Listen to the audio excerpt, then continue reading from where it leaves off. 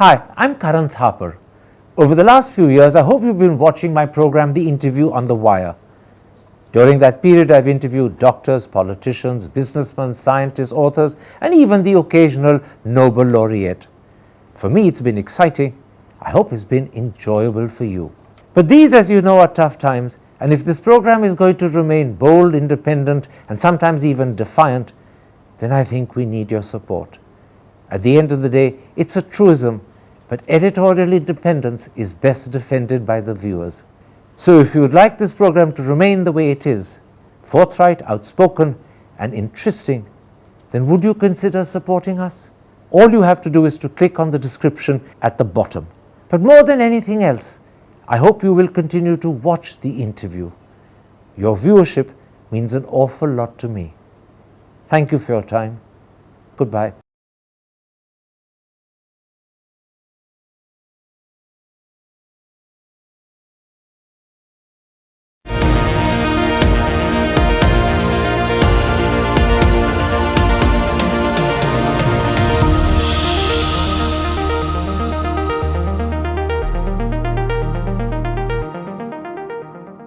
Hello and welcome to a special interview for The Wire. Has the disengagement between the Indian and Chinese armies at Hot Springs on the Ladakh border happened in a way that is disadvantageous to India? There are reports that suggest that is the case, but the key question is, are those reports reliable and credible? Joining me now to answer that question is the Strategic Affairs Editor of the Business Standard, Colonel Ajai Shukla. Colonel Shukla, there are now an increasing number of reports that suggest that the recent disengagement at Hot Springs has happened in a way that is disadvantageous to India. In other words, buffer zones have been created on land which India previously could patrol upon, but now cannot. Are those reports credible and true? Over the last year and a half, as we've disengaged gradually in certain sectors from the Chinese, there have been this series of reports that have come back from people over there who seem to imply that the terms and conditions of the disengagement were disadvantageous to India. Now, one can say that these are biased parties and these people don't know what's going on and so forth. But now, over the last couple of days, you've even had local officials and sort of border graziers coming and saying that the Chinese are encroaching upon our territory and that the sort of terms of disengagement give large shares of grazing grounds, on which the livelihood of these people depend, mind you. Those large grazing ground areas are being handed over to the Chinese as a part of the buffer zones that have been created. So now, the evidence is mounting that, the sort of Chinese are getting the better of the Indians in the negotiations, and that essentially buffer zones that are being created on Indian territory rather than on neutral territory. Let me ask you your own opinion. Do you believe that these reports are credible? Do you believe that buffer zones have been created in such a way that India can no longer patrol up to the point where previously it could? Yes, absolutely. I would absolutely concur with these reports. The first of the disengagements took place at Galwan. And there was a sort of flow of information at that time from the Galwan Valley that showed which were the disengagement zones, the buffer zones, and where the sort of encampments of Indian and Chinese soldiers were permitted by the terms of that disengagement. And it becomes absolutely clear that there is a full kilometer of area that was Indian territory that used to be patrolled by Indian soldiers at that time and cannot be accessed any longer. They are now squarely in the buffer zone. And essentially what China has achieved out of these sort of agreements is that buffer zone prevents the sort of clash of troops, but it is all on Indian territory, and the Chinese soldiers are able to come in to a greater extent than they came before. Whereas with the Indian soldiers, it's the other way around. Areas that were accessible for patrolling before are no longer accessible. I'm just going to repeat for the audience the critical last part of that answer. You said the buffer zones are all on Indian territory. Secondly, you said the Chinese can come in as they used to before, perhaps even further than before, and the Indians in reverse cannot go as far as they went previously. Yes, in fact, I'm understating the case. This is in the more favorable sort of disengagement plans that what I'm saying has happened. In the other ones, such as Depsang and the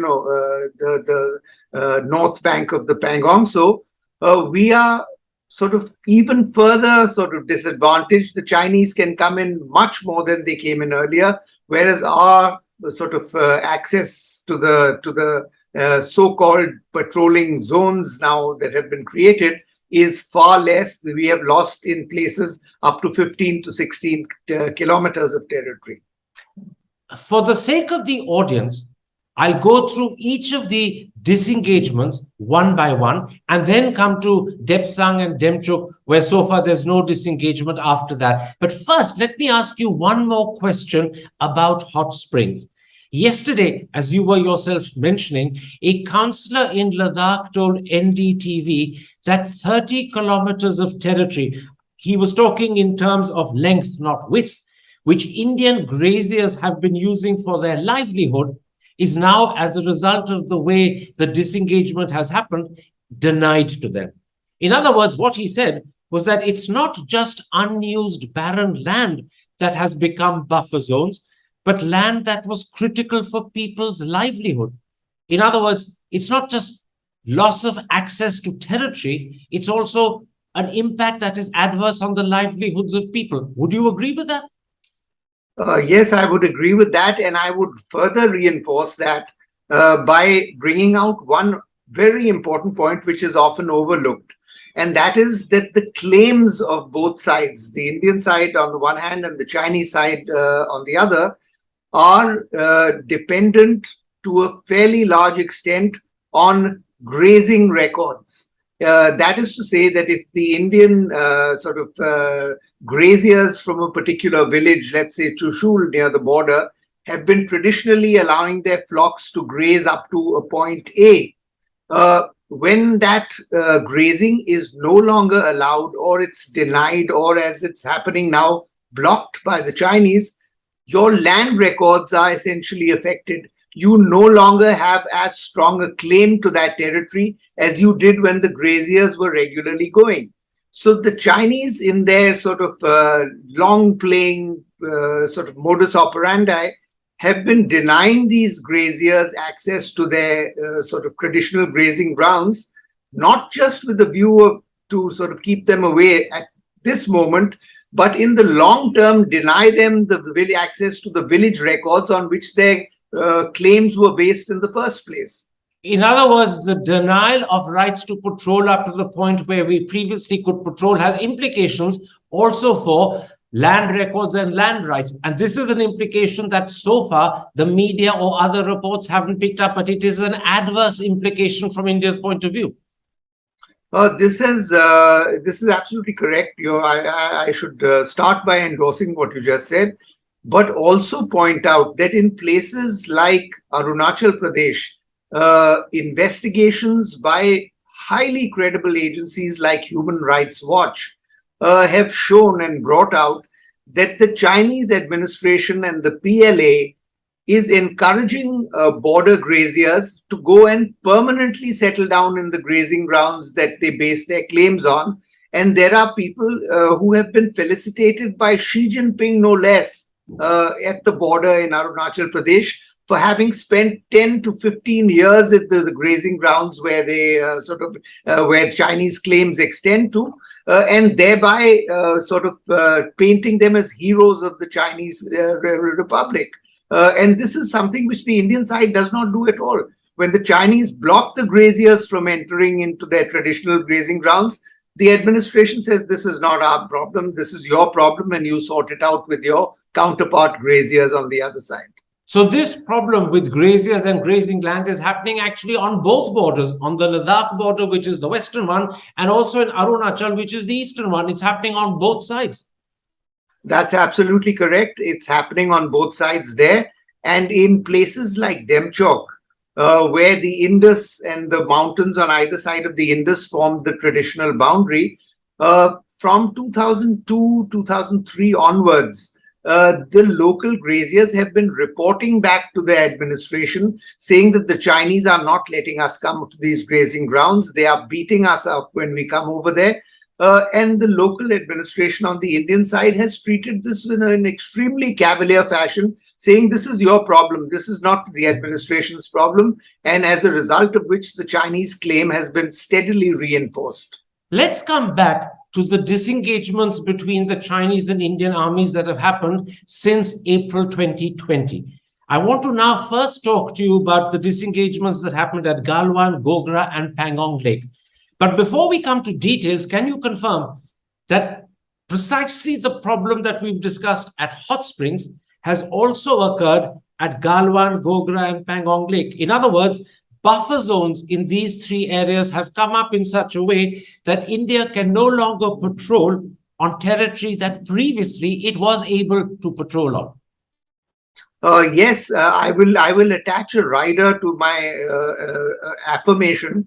And that rider is only because there is a slight difference in the area, between, let's say, Galwan on the one hand and the Pangong Lake on the other, because the Galwan is a narrow river valley. And so when you block them at a certain point, there are just a couple of 100 yards left and right, which can be used to an ingress further. Whereas in the Pangong Lake area, that's flat, open countryside, and you can sort of bypass from left and right.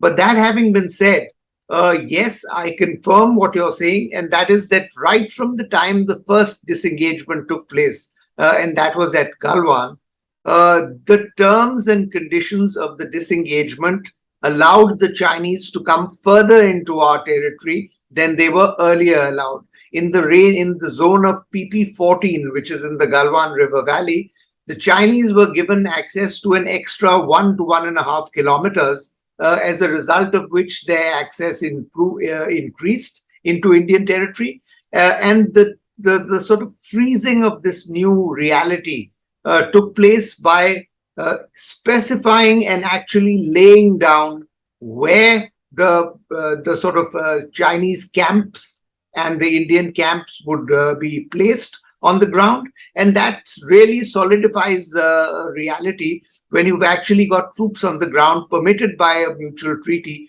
to actually convey where your territory starts and where it ends. Now, in that answer, you've given us broad details of how the disengagement in Galwan has given China access to, as you put it, 1 or 1.5 kilometers of territory that used to be previously accessible by India. Now it's denied to India, but China has access to it. Can you similarly give us broad details of how the disengagement at Gogra and Pangong Lake went against India's interests? But stick to broad details, because if you go too fine, it might be confusing for the audience.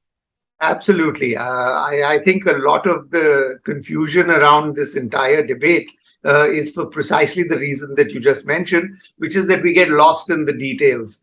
But in the Pangong Lake sector and the Galwa and the Hot Spring sector that you talked about just now, the simple reality is that the Chinese came in, let's say, for the example's sake, I'm not giving any specific sectors actual figures. Let's say the Chinese came in 4 kilometers into the area of Gogra and Hot Springs. They have withdrawn only, say 2 kilometers, leaving them in possession of 2 kilometers, which they sort of earlier occupied. And by creating a buffer zone of 2 kilometers on either side, it's very sort of specifically boils down to a simple reality that the Chinese took 4 kilometers, gave back 2, have created 2 as buffer zones. So the Chinese have lost nothing, whereas we have lost 4 kilometers. That is about Gogra. What about Pangong Lake? What happened there? Pangong Lake was even sort of easier to sort of earmark and to illustrate why we have been taken for a ride there, because there are these fingers that actually extend down from the heights towards the lake and which mark a steady sort of a set of milestones almost is created by finger 2, finger 3, finger 4, finger 5, and so on till finger 8. Now, Indian troops earlier patrolled up to finger 8. They are not allowed to go any longer up to finger 8 by the terms of disengagement that the two sides arrived at. They can only go up to about finger 3. So that means that the area of finger 3 to finger 8, which was earlier accessible and sort of clearly accessible because it's marked with these fingers, is now no longer sort of patrolled by Indian troops. It is it's very much a buffer zone. But while we have given the land for this buffer zone in Pangong, so the Chinese troops have not given any land earlier. They used to be there till finger 8 and they are still till finger 8.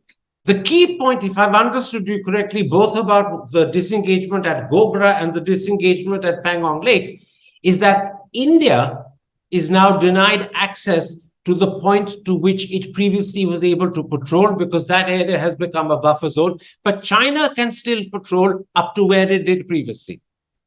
Karan, you're sort of, I will disagree with you on one simple point.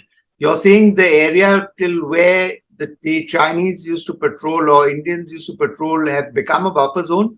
That is not necessarily the case. There are some areas where the buffer zone is created for sure. But in addition to that, there is a strip of land which is not a buffer zone, which has become Chinese land for all practical purposes.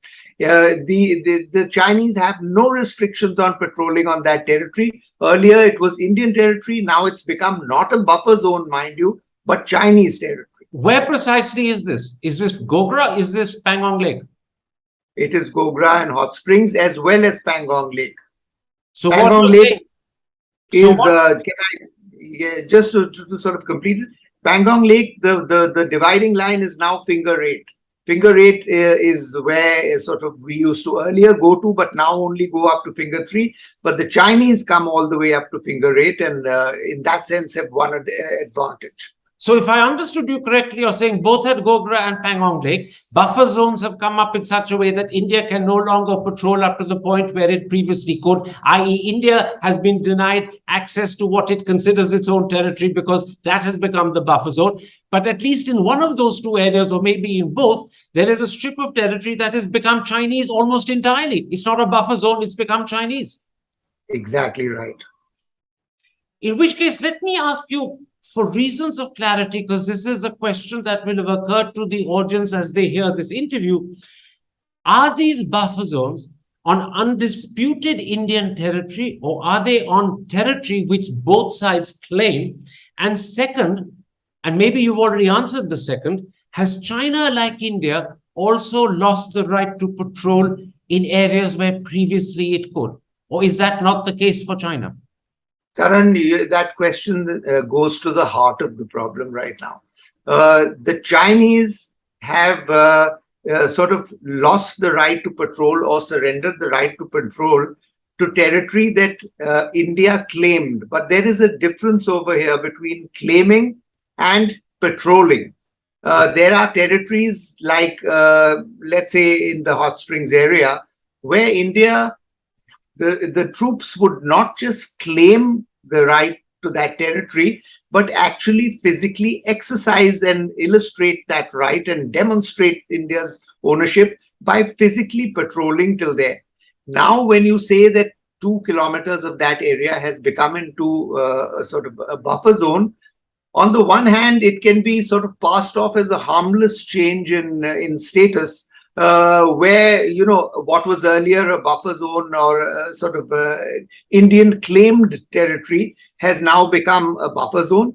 But that is not the case. That does not sort of illustrate the sort of major point, which is that territory that India not just claimed, but also patrolled is no longer access to to the Indian patrols. Whereas the Chinese have not lost any territory that they actually physically patrolled earlier. That is a key point.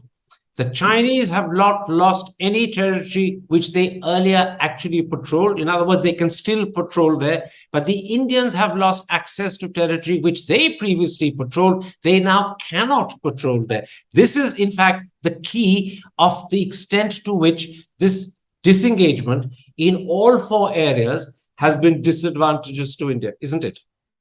That is absolutely true. And what you've not said, but I presume you will come to, is that the other two areas, the extent of the loss that we have suffered is far greater. I'll come to those other two areas, Depsang and Demchok, in a moment. But first, let me come back and refer to a statement the Prime Minister made in June 2020, when he categorically said, and PTI carried this report, that there were no Chinese troops on Indian territory and never had been.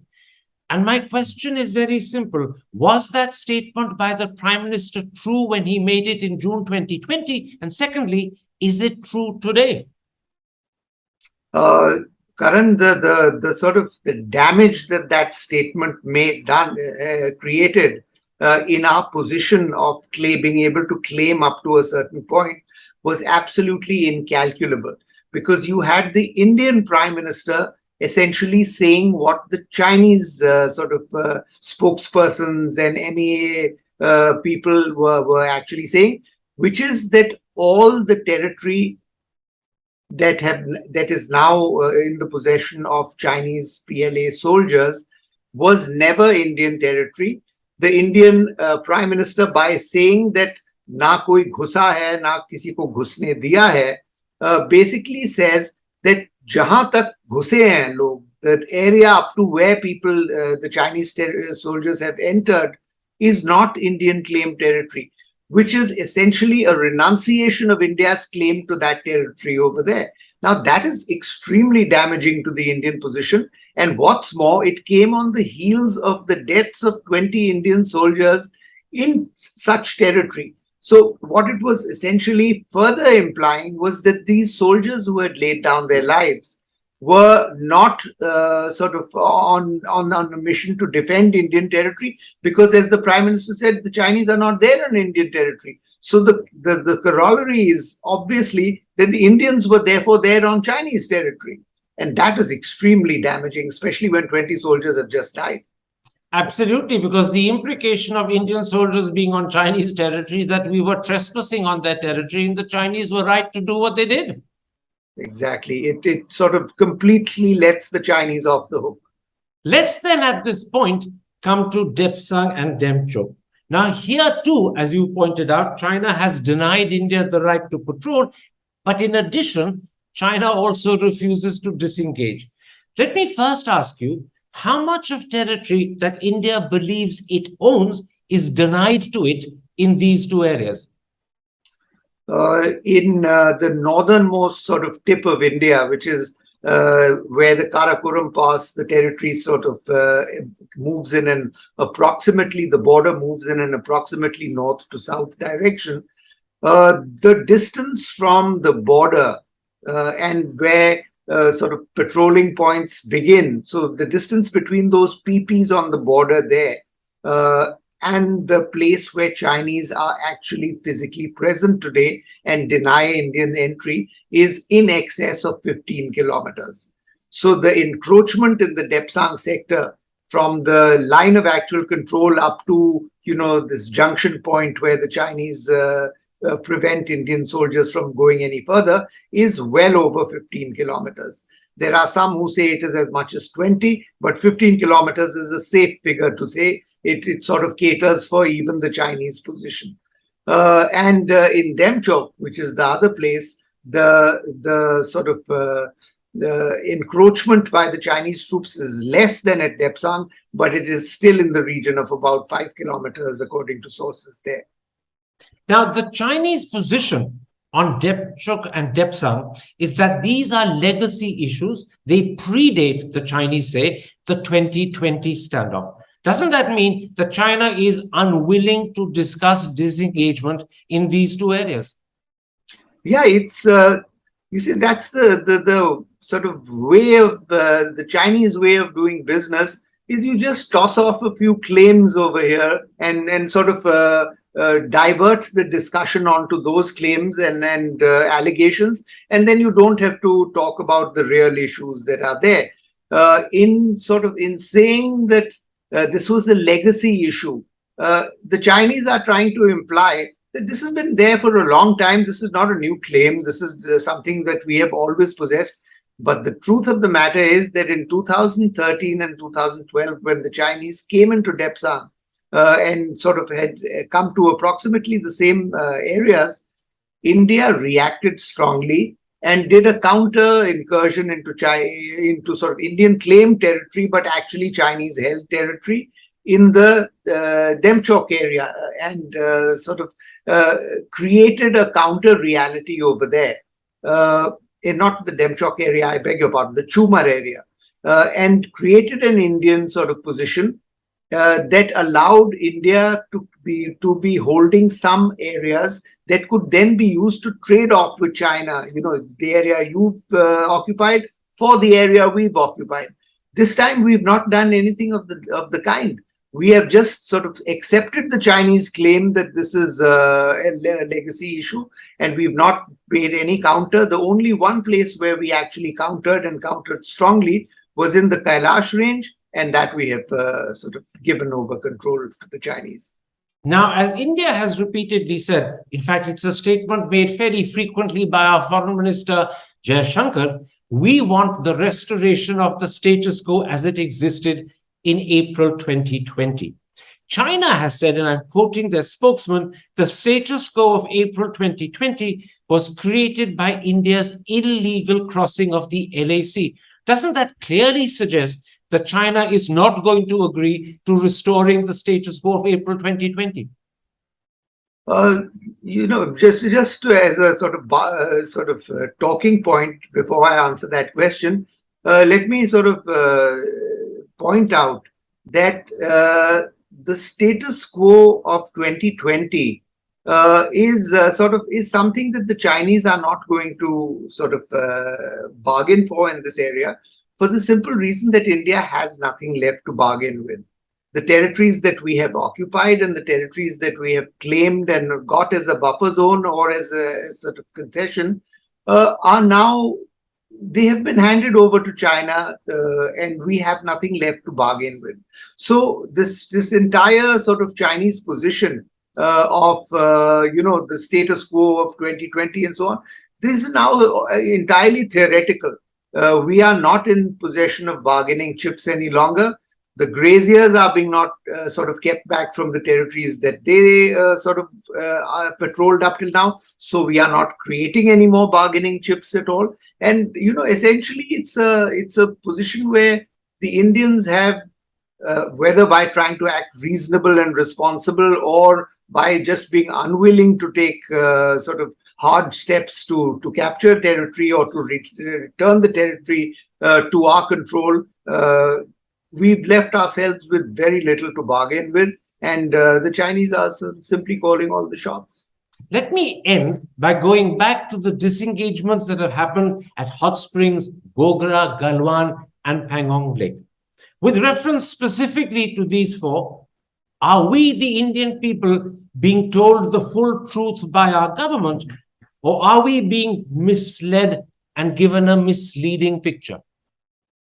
Well, we've been told different things at different times by the government. On the one hand, you have the sort of government of India in the sort of persona of the Prime Minister himself after an all-party meeting in June 2020, saying that the Chinese have not entered any Indian territory. They never have entered into Indian sort of claimed and held territory, and implying that any sort of so-called incursions by the Chinese are into territory that they held and that they can claim with some degree of confidence is theirs. Now we are also saying that there is no return to the status quo ante of 2020. or the Chinese are sort of endorsing that position. Why and how can we sustain this argument on the one hand that they have not ingressed into any territory, and on the other hand also argue that they are not going to withdraw up to the status quo of 2020? This is a clear contradiction in our own position. One position mouthed by the Prime Minister in 2020 and one which we are holding today and which Jai Shankar is citing. So that's the weakness of our position, and it comes from not having a clear-minded approach to how far we are prepared to go to defend our territory, how sort of hard we are prepared to bargain to get it back once it has been taken away. We seem to be just sort of muddling along in these negotiations, and the result is sort of there for all of us to see now. So in a nutshell, if I've understood your answer correctly, A, we haven't been told the full truth by our government, and B, what we've been told is misleading. Both are correct. Am I right?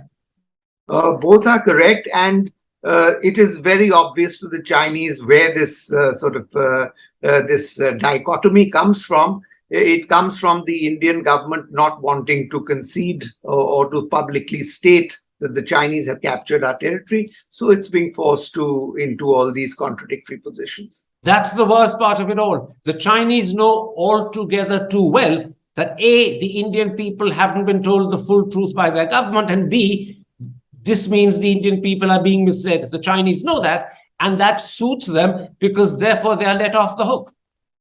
Absolutely. They say, and probably with a smile up their own sleeve, that, well, your Prime Minister has himself endorsed that there are no Chinese troops on Indian territory. So what are we talking about? Karan Shukla, thank you very much for this eye-opening interview. Thank you, Karan. Thank you. Hi, I'm Karan Thapar. Over the last few years, I hope you've been watching my program, The Interview on the Wire. During that period, I've interviewed doctors, politicians, businessmen, scientists, authors, and even the occasional Nobel laureate. For me, it's been exciting. I hope it's been enjoyable for you. But these, as you know, are tough times, and if this program is going to remain bold, independent, and sometimes even defiant, then I think we need your support. At the end of the day, it's a truism, but editorial independence is best defended by the viewers. So if you would like this program to remain the way it is, forthright, outspoken, and interesting, then would you consider supporting us? All you have to do is to click on the description at the bottom. But more than anything else, I hope you will continue to watch the interview. Your viewership means an awful lot to me. Thank you for your time. Goodbye.